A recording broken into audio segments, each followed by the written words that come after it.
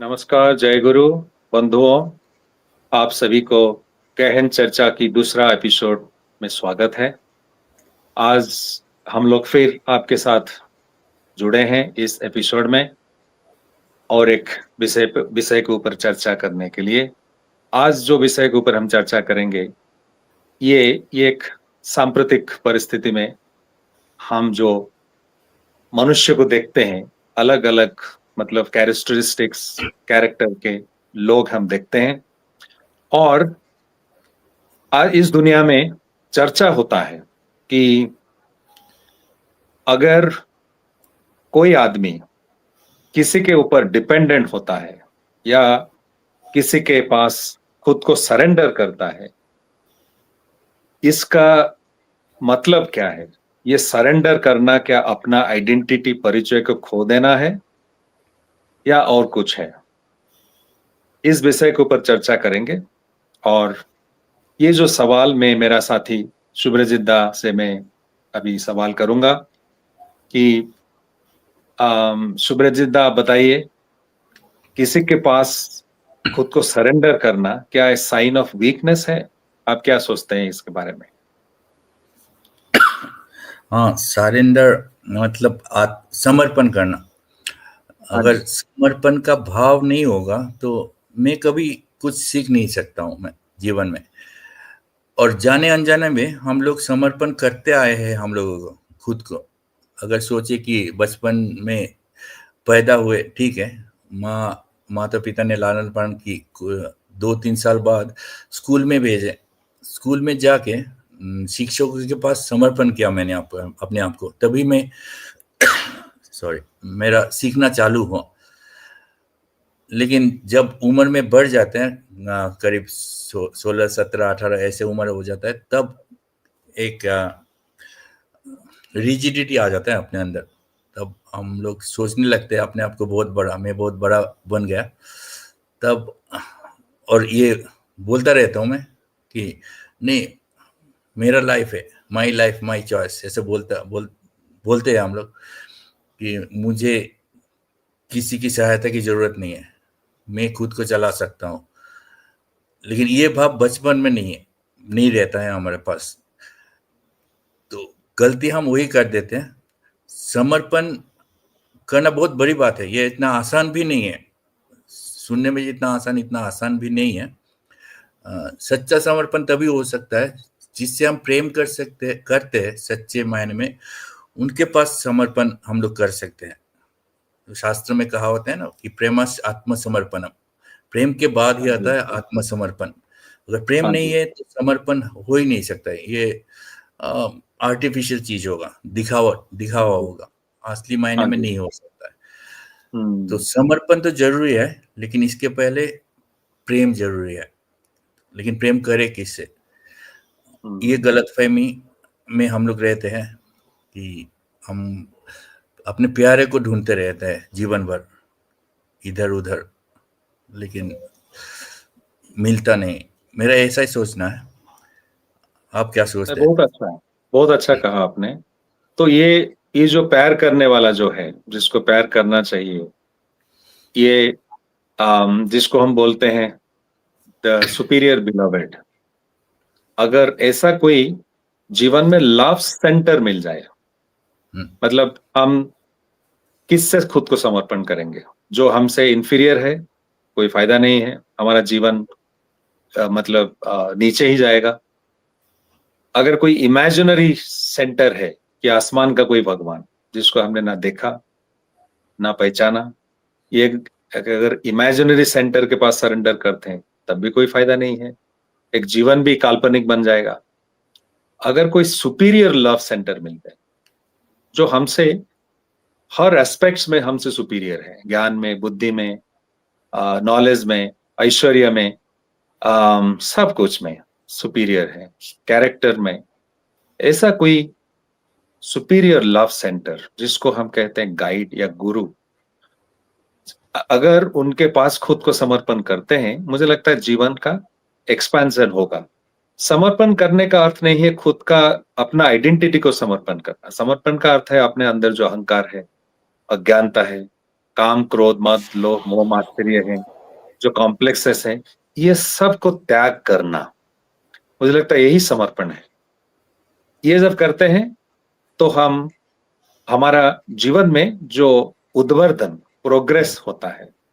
तो आपने बहुत सही कहा कि समर्पण अगर कोई सुपीरियर बिलवेड जीवन में मिल जाता है और उसके पास समर्पण करते हैं भक्ति के सहित, प्रेम के सहित, तो जीवन में आनंद, सुख, शांति मिलेगा। मैं आपसे जानना चाहता हूं,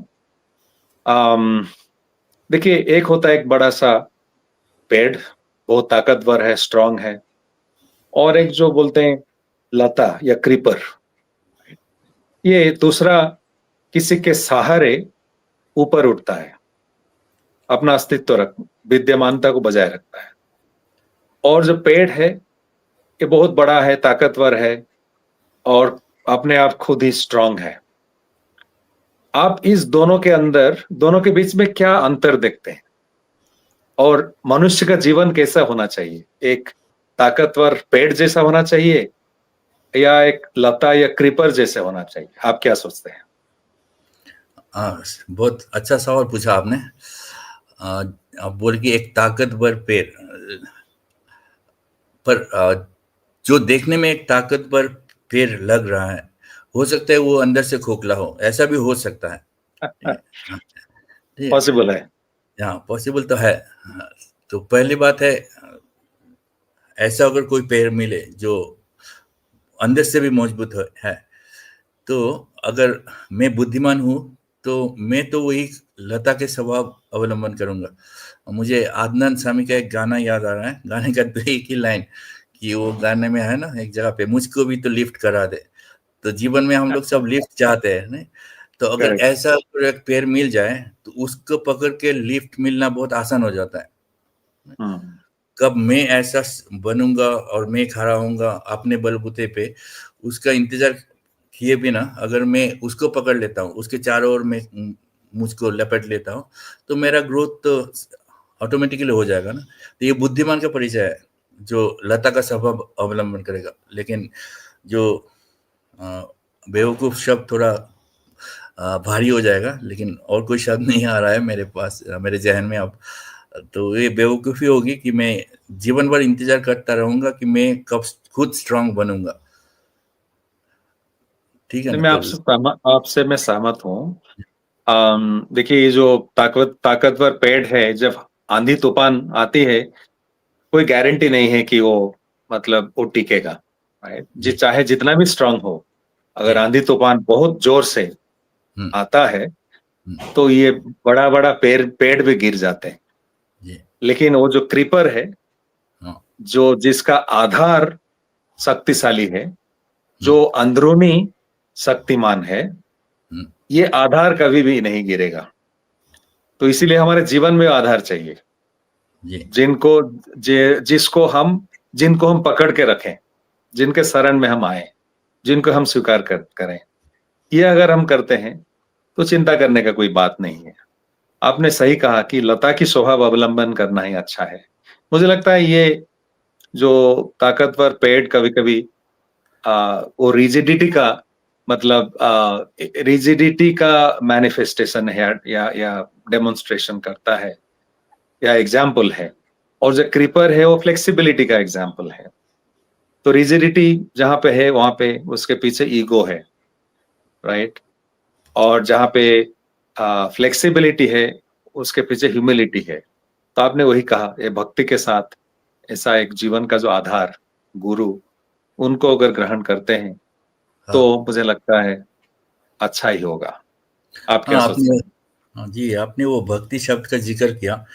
इसको लेके भी लोगों के मन में बहुत भ्रम है कि काफी लोगों में, सारे लोगों में नहीं, काफी लोगों में ये भ्रम है कि भक्त बनना मतलब ये भी दुर्बलता का परिचय है।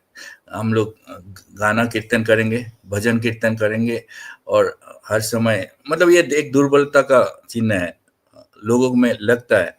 लेकिन भक्त का भी कम से कम 5 अलग अलग प्रकार है। जैसे शास्त्रों में कहा गया कि शांत, सख्य, दास्य, मधुर, वात्सल्य, ये 5 प्रकार के हैं। ये मेरे ऊपर है, मैं किस मतलब मेरे भीतर कौन सा भाव प्रबल प्रबल है। मैं प्रभु को सखा के रूप में भी देख सकता हूँ, माई बेस्ट फ्रेंड बोल के देख सकता हूँ, वैसे भी मैं भक्त हो सकता हूँ, ठीक है ना। तो हम लोग ये ज्ञान के चक्कर में पड़ के बह जाते हैं। आज ही मुझे किसी ने व्हाट्सएप में भेजा था, बहुत बढ़िया लगा हमें। ये आ, ये था कि समय बहा बहा कर ले जाता है, नाम और निशान, कोई अहम में रह जाता है और कोई वहम में। तो बात मुझे अच्छा लगा, लेकिन इस बात में थोड़ा मुझे नकारात्मक बात लगी। लेकिन हमारे ठाकुर जी बोले कि उनको कोई नकारात्मक बात पसंद नहीं था, वो उसको थोड़ा मोड़ देते थे, मोड़ के उसको सकारात्मक बना देते थे। और हम लोग ठाकुर जी को पकड़ के चल रहे, हम लोग भी उन्हीं के तरह होने का कोशिश कर रहे, ये हमारे जीवन का मकसद है। तो ये जो बात कोई अहम में रह जाता है और कोई वहम में, मैंने इसके साथ एक बात जोड़ दिया, और समझदार लोग सोहम तक पहुंच जाते हैं। बहुत अच्छा कहा, बहुत प्रोफाउंड है, और बहुत ठाकुर जी यही गहरा बोले। सोच है। हाँ, लेकिन ठाकुर जी यह भी चेतावनी दिए कि तुम सोहम बोलो या ब्रह्मास्मि जो भी बोलो, लेकिन अगर अंदर में तुम्हारा ईश्वर जागृत नहीं रहे तो ये सब बातों में रह जाएगा, इसका कोई अर्थ नहीं रहेगा। बहुत सही और है। ये जो सरेंडर की बात जो हम लोग कर रहे थे, सरेंडर मतलब ये भी नहीं, सरेंडर दूसरे तरह का भी हो सकता है। कि हम लोग थोड़ी देर पहले बात कर रहे थे ना, जैसे हमें किसी कंट्री का नाम नहीं ले रहा हूँ, कि कोई कंट्री का आर्मी दूसरे कंट्री के आर्मी के पास सरेंडर कर दे, तो ये तो बेशक दुर्बलता का निशानी है कि हमसे नहीं हो पा रहा है, इसलिए हम लोग सरेंडर करते हैं। लेकिन ईश्वर के पास सरेंडर, उसका मतलब कुछ अलग ही है। ये मेरे दुर्बलता का परिचय नहीं है। सबल हृदय जो होते हैं वही आत्मसमर्पण कर सकते हैं। Very true, very true. जो सबल होते हैं वही आत्मसमर्पण कर सकते हैं, उनसे जो सुपीरियर है उनके पास। इस संदर्भ में एक सवाल मेरे मन में आता है, आज का डिस्कशन का आखिरी सवाल होगा कि अगर ये जो शक्तिमान होना या ताकतवर बनना, इसका अर्थ क्या है? इसका अर्थ क्या है? शक्ति से पेश आना दूसरों के साथ, टफनेस दिखाना, ये क्या स्ट्रेंथ का मैनिफेस्टेशन है? आप क्या सोचते हैं इसके बारे में? हाँ, बहुत बढ़िया सवाल। हाँ, शक्ति शक्ति और शक्ति दो अलग अलग शब्द है, और हम लोग दोनों को मिला लेते हैं। शक्ति एक बहुत बड़ा शब्द है जो इसको स्ट्रेंथ बोलते हैं, लेकिन हाँ जी। शक्ति शक्ति मतलब टफनेस, अकड़पन दिखाना कि मुझसे उलझो मत। हाँ वैसे जी। बोलते हैं ना लोग, डायलॉग बाजी करते हैं कि छेड़ोगे तो छोड़ेंगे नहीं, तो छेड़ोगे तो छोड़ेंगे नहीं। आ, ये कोई शक्ति की निशानी नहीं है, ये दुर्बलता की निशानी है। ठाकुर जी हम लोगों को बोलते हैं कि तुम्हें किसी को छोड़ना ही नहीं है, किसी को छोड़ना नहीं है, सबको लेके चलना है। तो हम लोग एग्जैक्टली। छेड़ने का इंतजार नहीं करते, हम लोग छोड़ते नहीं किसी को, ये सबको आलिंगन करते हैं। छोड़ते नहीं मतलब सबके पास जाते हैं, वो जो सुखबर है, सुसंबाद प्रभु के आगमन की, वो वार्ता लेके जाते हैं, दैट गुड न्यूज। तो ऐसे मैं सोचता हूँ कि शक्ति और शक्ति दो अलग अलग ऑपोजिट पोलरिटी के है। एक दुर्बलता का निशानी है, एक सबलता का निशानी है। बहुत अच्छा कहा आपने। मुझे भी ऐसा लगता है, क्योंकि ये जो शक्तिमान या ताकतवर होने का अर्थ नहीं है कि मैं सबके साथ मतलब गुंडागर्दी करूंगा, मारपीट करूंगा, सख्ती से पेश आऊंगा, क्योंकि मेरे अंदर बहुत ताकत है, फिजिकल स्ट्रेंथ है। लेकिन ये जो ताकतवर होना सिर्फ फिजिकली ताकतवर होना नहीं है, ये मेंटली ऑल्सो ताकतवर होना चाहिए। मेंटली स्ट्रांग होने का मतलब है अपना कैरेक्टर स्ट्रांग होना चाहिए, अपने अंदर एम्पैथी, काइंडनेस, ये सब नहीं है तो ये इसको हम ताकतवर नहीं कहेंगे, कोई गुंडा ही कह सकते हैं।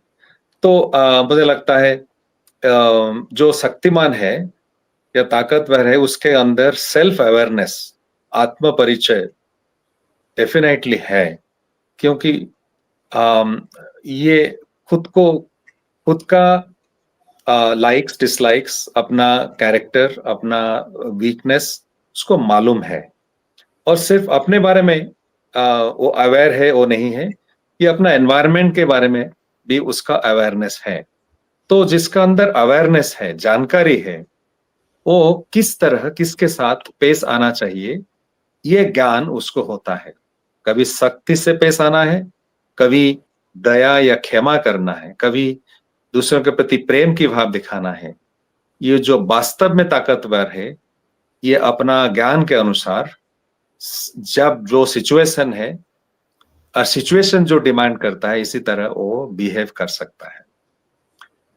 बहुत अच्छा आज आलोचना हुआ। हम ये सरेंडर के बारे में डिस्कशन शुरू किए, और बहुत सारे पहलू के ऊपर भी हम लोगों ने आलोचना किया, और इस सब में एक जो एसेंस निकल के आया, उभर के आया, शक्ति के पीछे, ज्ञान के पीछे और समर्पण के जो मेन जो सब्जेक्ट जो उसका जो मतलब एसेंस है, उसके अंदर एक बात है, गाइड या गुरु के पास खुद को समर्पण करना, और इसी माध्यम से अपना जीवन को एक्सपैंड करना, वृद्धि करना।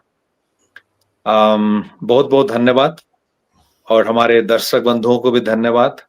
आप लोग आपका कमेंट दीजिए, सो दैट ये जो डिस्कशन है हम इसको और कैसे इम्प्रूव कर सकें, और कौन से पहले के ऊपर हम बातचीत कर सकें, आप लोग सुझाव दीजिए।